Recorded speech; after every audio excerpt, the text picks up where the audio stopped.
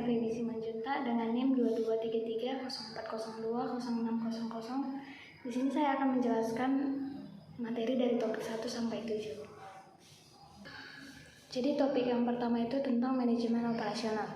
Jadi manajemen operasional secara umum adalah sebuah usaha pengelolaan secara maksimal dalam penggunaan berbagai faktor produksi, mulai dari sumber daya manusia, mesin, peralatan, bahan mentah, dan faktor produksi lainnya, dalam proses mengubahnya menjadi beragam produk, barang, dan jasa.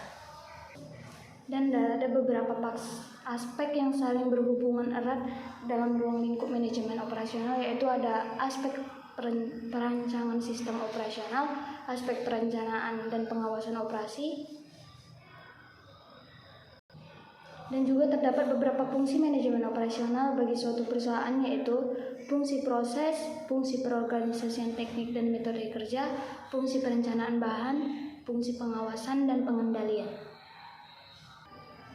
Dan topik yang kedua ada supply chain management, merupakan suatu perluasan dari logistik manajemen di perusahaan. Dalam manajemen logistik diketahui bahwa yang dibahas adalah perusahaan, pemasok, dan pelanggan. Adapun fasilitas kebutuhan yaitu pabrik berat, industri ringan, gudang, retail. Jadi ada juga beberapa fungsi-fungsi yang dilakukan, yaitu yang pertama perkiraan permintaan, menyeleksi pemasok, memesan bahan baku, pengendalian persediaan, penjadwalan produksi, pengapalan dan pengiriman, dan manajemen informasi. Dan ada juga manajemen mutu, pelayanan konsumen. Dan di topik yang ketiga ada e-business, dapat diartikan sebagai kegiatan bisnis yang dilakukan secara otomatis dan semi-otomatis dengan menggunakan sistem informasi komputer.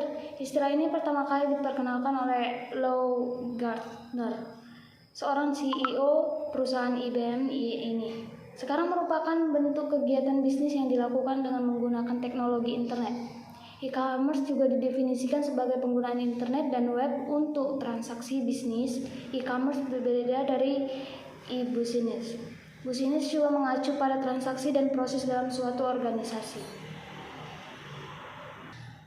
Yang keempat juga ada strategi operasi dan pengambilan keputusan.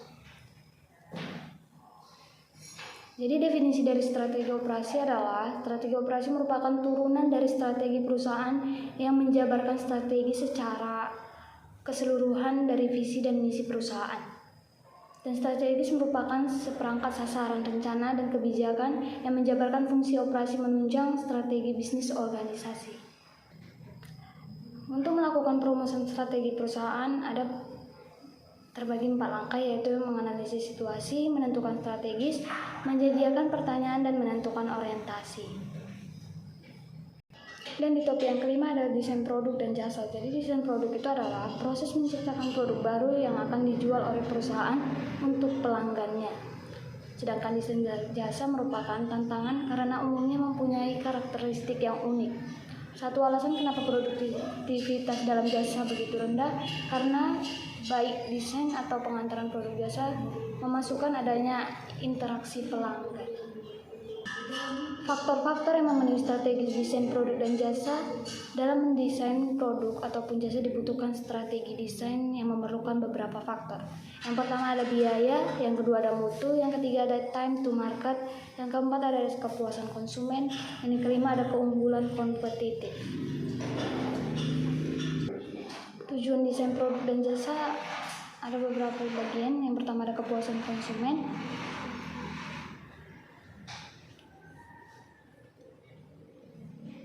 Yang kedua memahami apa yang diinginkan konsumen. Dan ada tujuan tambahannya. Yang pertama fungsi dari produk jasa.